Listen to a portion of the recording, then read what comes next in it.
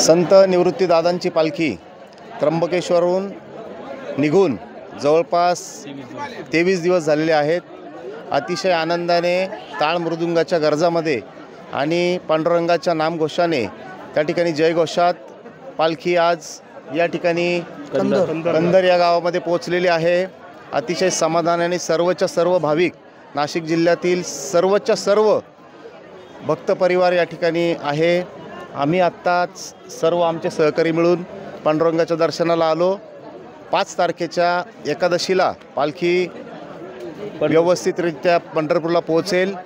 सर्व भाविकांना मी या ठिकाणी आषाढी एकादशीच्या शुभेच्छा देतो आणि थांबतो। धन्यवाद। आज श्री निवृत्तीनाथ महाराज यांच्या पालखीला 23वा दिवस आहे आणि आम्ही सर्व आमचे पुरुषोत्तम भाऊ मनोहर पाटील आम्ही सर्व आषाढी वारीनिमित्त पंढरपूरला जात असताना इथे जिथे पालखी मुक्कामी त्या ठिकाणी येऊन भेट दिली।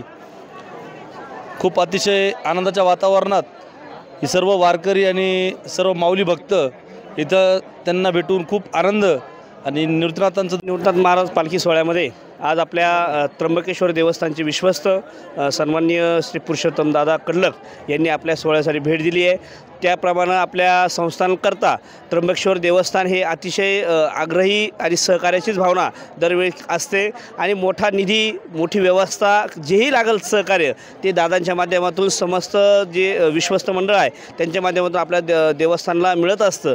आणि आज बघता पंढरीच्या वारीत आपण सर्वजण वारकरी चाललो आहोत।